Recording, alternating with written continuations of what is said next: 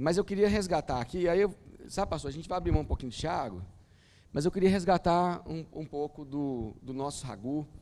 Eu tenho conversado com o pastor Pedro e a gente tem percebido que tem um elemento que ele é importante para dar movimento na hospitalidade, amor, generosidade e unidade. Esses princípios que nós trabalhamos aqui, quando o pastor Pedro começou a desenvolvê-los, foi baseado em Romanos, capítulo 12. E eu tenho aprendido que a segunda parte de Romanos 12, nós ainda não desenvolvemos ainda, que é a partir do verso 9 a 21, quem sabe num próximo acampamento, né, pastor, a gente desenvolve, mas eu tenho notado que se tem algo que vai dar movimento ao ragu é o serviço, e não dá para dissociar educação do serviço, ensino do serviço. Portanto, nessa manhã, eu queria, baseado em Romanos 12, versos 6 a 8, falar sobre o servir a Deus com os dons que Ele nos deu, mas dar um foco em especial no dom do ensino. Então, eu queria te convidar a ler comigo Romanos 12, os versos 6 a 8. Romanos 12, versos 6 a 8. Diz assim a palavra do Senhor: tendo, porém, diferentes dons, segundo a graça que me foi dada, se profecia, seja na proporção da fé. Se ministério, dediquemo-nos ao ministério. O que ensina, esmere-se em fazê-lo. Ou o que exorta, faça com dedicação. O que contribui, com liberalidade. O que preside, com diligência. E o que exerce misericórdia, com alegria. Amém. Vamos orar. Obrigado, Senhor, por Tua palavra. Que nessa noite o Senhor nos fale, e nos ensine, e nos abençoe. Te oramos assim, em nome de Jesus. Amém. Quando os anos passam e vamos amadurecendo na vida, chamamos isso de maturidade. Maturidade está ligado à questão etária. Por isso, por exemplo, a gente conversa com Eudes, a gente fala dos jovens de outrora. Quando a gente conversa com o Neuber, falamos do velho amigo. Quando conversa comigo, pensa assim, é o irmão mais velho. Brincadeira, mas a maturidade é interessante. Uma vez, os irmãos conhecem aqui o pastor Rubens, ele pastoreou aqui a igreja um tempo, um grande amigo que eu tenho. Ele deu uma palestra uma vez lá na escola, dizendo o seguinte, que o título era Juventude, Corpo de Adulto e Comportamento Infantil. Achei complicado, assim, falei, gente, mas o pastor Rubens sempre tem uma carta na manga, como se diz. E naquela palestra ele falava que o nosso cérebro, ele só amadurece completamente aos 26 anos. E enquanto esse tempo não chega, os corpos e cérebros dos jovens estão se preparando para a maturidade. E que isso não é um dado da moral ou da ética, mas da natureza humana. Ou seja, é muito comum que jovens ainda saiam da universidade e o cérebro não esteja completamente formado, o que faz com que as decisões de alguns desses jovens seja também comprometida. Quem aqui, quando adolescente, fala assim, eu não queria ter feito isso, acabei fazendo, por falta de maturidade. Então, é o lado biológico, mas a maturidade não é apenas a questão dessa maturidade biológica. Nós temos aqui a maturidade espiritual. E hoje é possível ser pessoas jovens com uma maturidade espiritual. Então, o texto que nós vamos ler de Romanos 12, que lemos aqui, eu queria falar de 3 princípios muito importantes para a gente pensar o ragu, mas para a gente pensar também essa vocação tão bonita que é a vocação de ensinar. A primeira é que precisamos aprender que o ensino que temos e o dom do ensino que temos, ele tem um objetivo que é de servir uns aos outros. O verso 7 diz, temos diferentes dons de acordo com a graça que nos foi dada, se o seu dom é servir, então que sirva. Romanos 8, ele nos oferece uma lista de dons. Temos outros textos que falam disso também. Mas é bom lembrar aqui, antes de tudo, por que o dom, falar de dom é importante? Primeiro, o dom ele é dado pelo Espírito para a igreja, para que a igreja seja edificada. Então, você pode nascer com uma aptidão, você pode nascer com um talento, mas o dom não. Nós não nascemos com nenhum dom, o dom é dado por Deus. Então, nós oramos a Deus, pedimos que Deus derrame dons na igreja, e Deus derrama.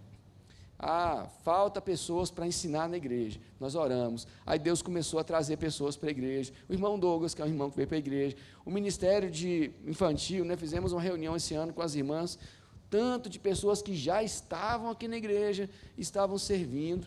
E Deus ainda até levanta outras pessoas dentro da nossa própria igreja com dom. O caso da irmã Layara, que a gente falou assim, pastor, precisamos de uma mulher para a SBD. Precisamos de uma voz profética feminina na igreja. E aí, eu falei assim, vamos convidar a Layara? E ela aceitou, e está hoje servindo a Deus, e assim, com a qualidade, Isso é muito bom, saber que Deus, Ele nos levanta, nos prepara. Portanto, primeiro apelo que eu tenho para você hoje, se você quer servir a Deus e não sabe aonde, ora e pede para que Deus dê a você um dom. Dom tem o objetivo de agradar a Deus, fazer com que sejamos bênçãos uns para os outros, e os dons se manifestam de diferentes maneiras, mas nessa diversidade, o Senhor é o mesmo. Eu me lembrava ontem, sussurrando no meu ouvido, deve ser o Espírito soprando na vida da gente, Quando criança, meu pai tinha um disco, eu não me lembro se era do Luiz de Carvalho, um daqueles, daqueles mais antigos assim, e era uma música sobre semeadura, E uma parte da música dizia o seguinte, mas o que semeia, tanto o que ceifa, terão recompensa das mãos do Senhor.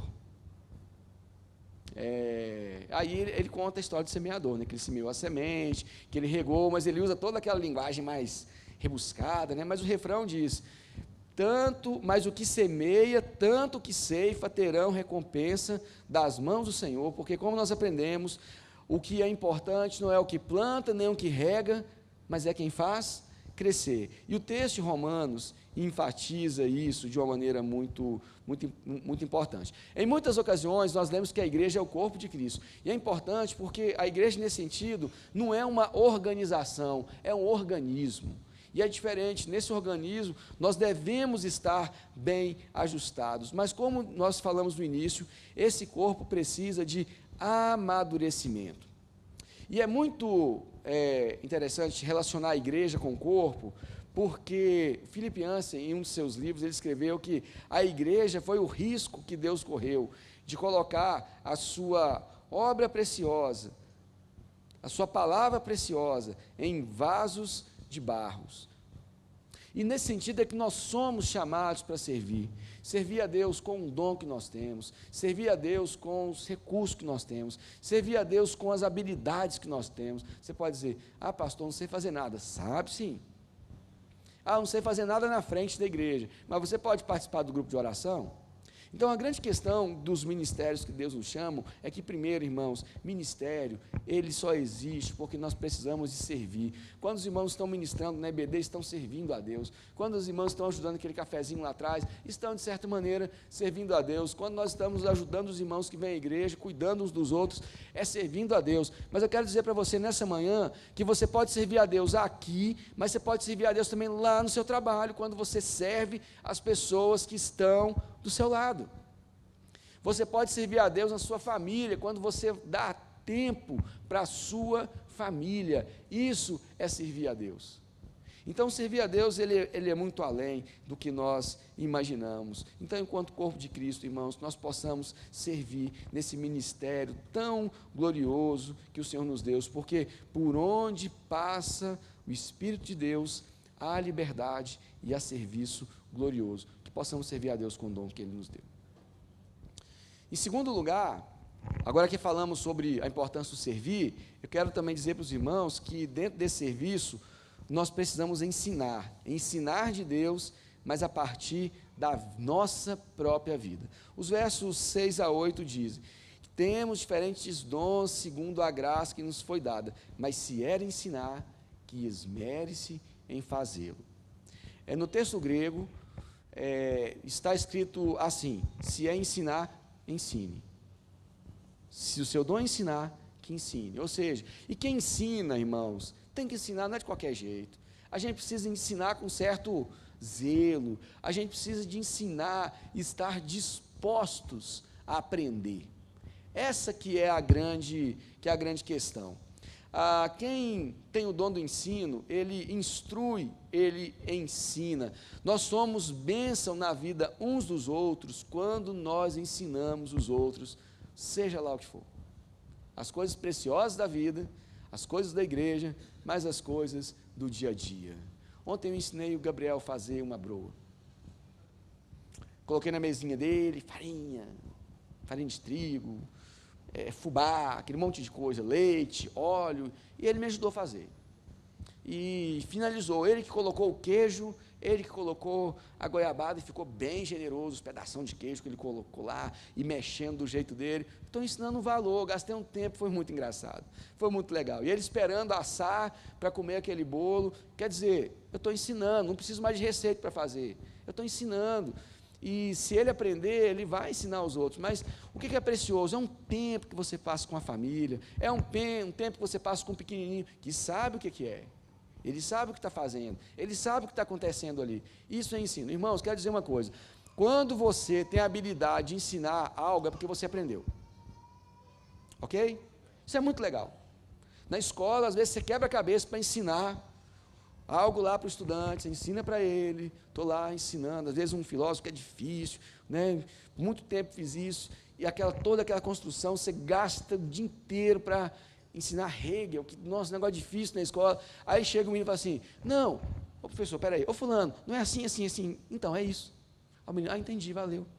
Então assim, gente do céu, fiquei o dia inteiro preparando essa aula, não consegui ensinar com esse discurso todo, vira um colega, por quê? O colega entendeu e ensinou para o outro colega na linguagem dele. Agora imagina nós, enquanto professores, nós aqui enquanto cristãos, quando nós ensinamos uns para os outros das coisas que nós aprendemos de Deus, é isso que fica no coração da gente. Nós somos uma bênção quando nós estudamos, porque o ensino, enquanto dom do Espírito, é algo muito precioso. No texto que lemos aqui, nós podemos traduzir o ato de ensinar como instrução. E instrução é algo muito importante, é muito precioso.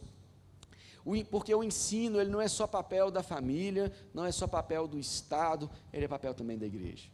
E o que nós ensinamos aqui na igreja? Os mais altos valores.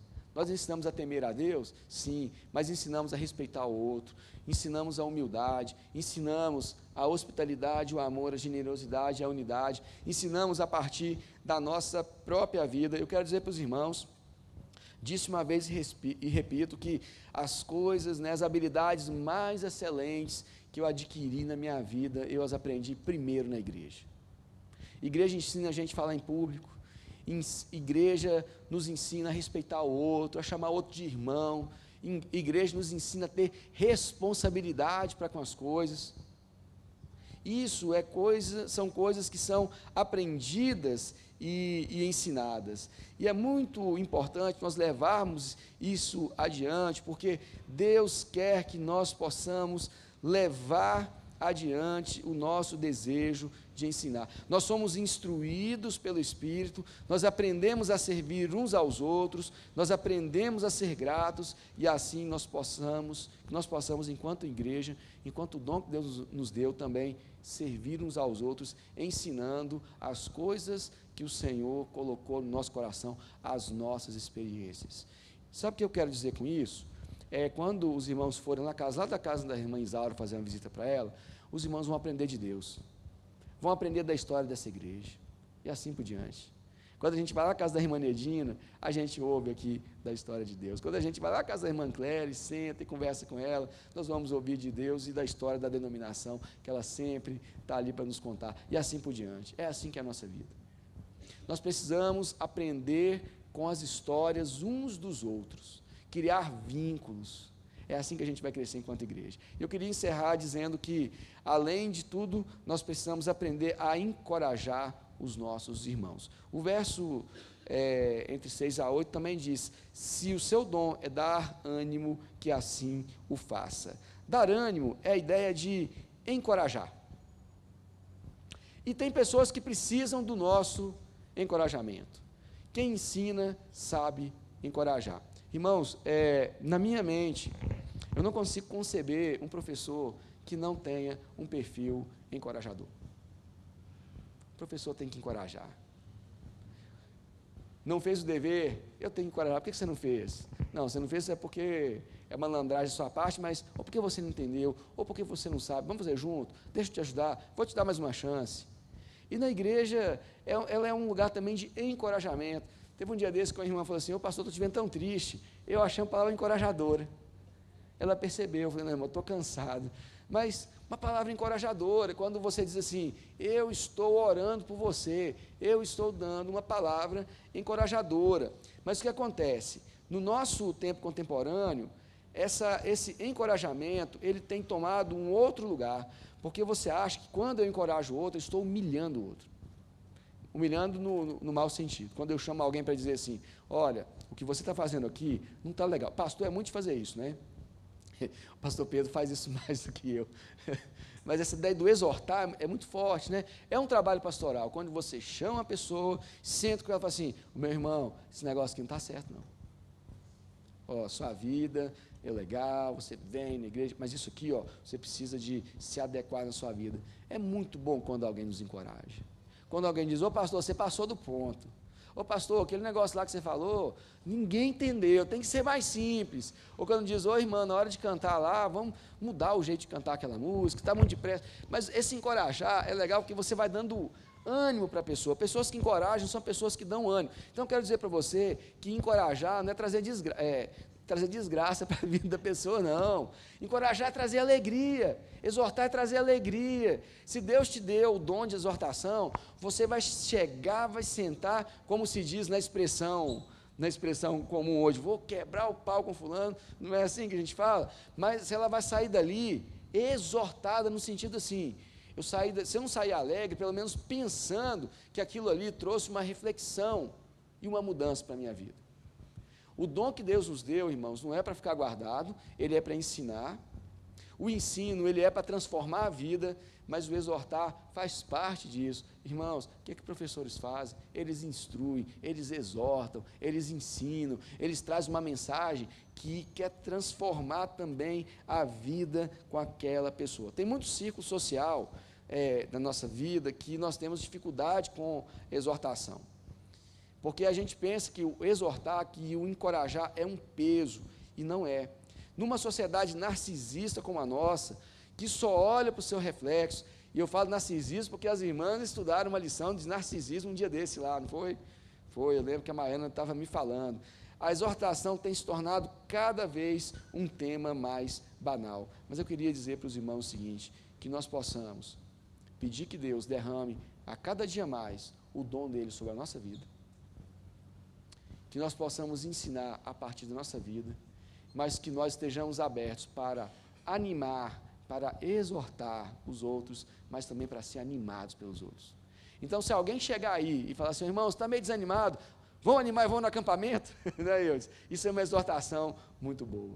Então, que Deus possa nos abençoar nessa manhã, que Deus possa nos ajudar. Essa é uma palavra pequena, breve, simples, mas eu queria sair daqui nessa manhã também fazendo um desafio para você. Você que não serve a nossa igreja, você que fala assim, estou esperando alguém me convidar, alguma oportunidade para fazer na igreja, eu queria orar por você nessa manhã, para que Deus possa colocar no seu coração um desejo de servir. Tem tantas áreas da igreja que precisamos de ajuda, tem tanta coisa da igreja que precisamos de fazer. É claro que em momentos oportunos nós queremos dar mais caminhos, oportunidades, só que nós não podemos esperar chegar uma hora H para que a gente possa servir. O que podemos fazer é orar para que Deus possa nos despertar, para que Deus possa colocar no nosso coração um desejo de servir com aquilo que nós temos, com aquilo que somos. Então, com essa palavra eu louvo a Deus e agradeço pela vida de cada um que cuida do ensino aqui na igreja, mas também desafio a todos vocês que querem servir e que não sabem por onde começar, que comecem perguntando ao Senhor, onde eu posso servir? Porque nós temos orado para que Deus possa trazer pessoas na igreja para que possam servir com seus dons, talentos, habilidades, recursos e ministérios. Quem sabe você não seja, né, pastor, a nossa resposta de oração. Então, pensar no Ragu é pensar também assim, ok, eu sei o que é hospitalidade, sei o que é amor, sei o que é generosidade, sei o que é unidade. Já que estamos estudando Tiago, está na hora de colocar a palavra em prática. E colocar a palavra em prática é me abrir para o serviço, é me abrir para o ministério que Deus nos deu.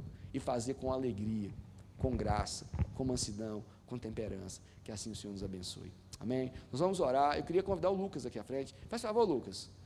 Eu queria orar hoje pelo Lucas, mas eu vou dizer por que eu estou chamando o Lucas aqui à frente. O Lucas, eu chamo ele de médico amado, por conta do nome, pode subir aqui, por conta do nome, Lucas, e por conta da função, é o médico amado. E o nosso médico amado está se recuperando, né? Ele vai ficar um tempo sem tocar bateria, então nós estamos orando a Deus para que levante outros bateristas aqui na igreja. Está tentando levantar o Tiago. Mas, gente, não é fácil. Mas eu estou chamando o Lucas aqui porque hoje eu falei para ele o seguinte, a nossa oração, Lucas, é para que Deus abençoe as suas mãos, para que pelo poder de Deus, você possa usar suas mãos para curar muita gente. Esse é o nosso desejo. Vou passar do lado de cá, que eu não posso encostar nessa mão dele. Pior que eu não posso encostar do lado de cá também, né? Aqui pode, né? Então, eu queria assim, que os irmãos, nós estivéssemos orando pelo irmão Lucas, né, pela recuperação que ele vai ter. A gente sabe, o Lucas não é de falar, mas a recuperação é um negócio demorado, mesmo para quem está estudando medicina. Ele está experimentando agora no corpo. Né? Na filosofia, a gente chama isso de filosofia do corpo, quando a gente experimenta as coisas que a gente está vivendo. Uma experiência que ele vai ter que esperar, sabe? Mas o Lucas, não tenha sombra de dúvidas que Deus vai usar as suas mãos preciosas, generosas, unidas, amorosas e hospitaleiras, para curar e para cuidar da vida de muita gente daqui em diante. Tá? Nós queremos orar por você e pelo dom que Deus te deu. Obrigado, Senhor, por essa manhã. Primeiro, nós queremos te agradecer por tua bondade na nossa vida e orar para que o Senhor desperte dons, talentos, habilidades aqui na nossa igreja, para que possamos te servir. Nós louvamos a Deus pela vida de cada um dos irmãos e irmãs que trabalham ensinando a tua igreja, que possamos aprender muito com eles e que o Senhor possa dar porção dobrada do teu Espírito para que esses irmãos possam ensinar segundo a tua vontade. Eu quero orar pela vida do nosso irmão Lucas aqui hoje, que o Senhor também, o Senhor deu para ele um sonho, o Senhor deu para ele um desejo no coração.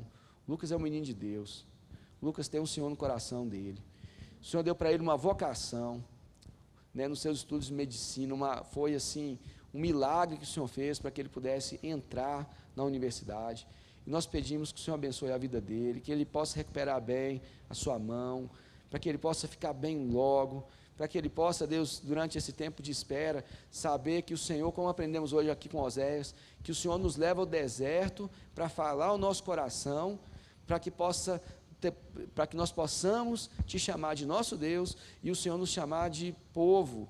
Então, eu oro pela vida do Lucas, para que o Senhor abençoe a vida dele, que o Senhor restaure a vida dele, para que em breve ele possa voltar aqui ao seu ministério musical também, mas que o Senhor tire dele qualquer sombra de dúvida, qualquer medo, porque, na verdade, o Senhor é quem cuida de nós. Então, restaura, dê saúde, boa recuperação, e que o Senhor possa usar as mãos do teu filho, que por onde ele passar, ele possa ministrar a tua graça, a tua bênção na vida dos seus futuros pacientes. Que o Senhor abençoe a vida dele, que o Senhor abençoe a nossa igreja, e que a graça do Senhor, que o amor de Deus, nosso Pai, que as comunhões, que a comunhão, aliás, que a consolação do Espírito esteja conosco, hoje e sempre. Amém. Deus te abençoe, cuida de nós, viu? Fala igual o pastor Vandercy. Aí quando você for médico, assim, eu vou falar assim, lembra daquele dia que eu orei com você? Pastor Vandercy tem uns negocinhos, né? Deus te abençoe, viu? Legista? Misericórdia, não. Mas eu sei que você não vai ser legista, então. Mas tem uns idosos aqui, se você quiser ser geriatra, você vai ter muita clientela aqui na Betel, viu? Né? Pastor Pedro, você quer? Não? Legista, misericórdia, Lucas. Esse papo ruim. Deus nos abençoe, tá? Temos uma semana abençoada. Volta logo à noite, para a gente poder celebrar o Senhor. E que Deus nos dê uma semana e um domingo cheio de graça. Amém?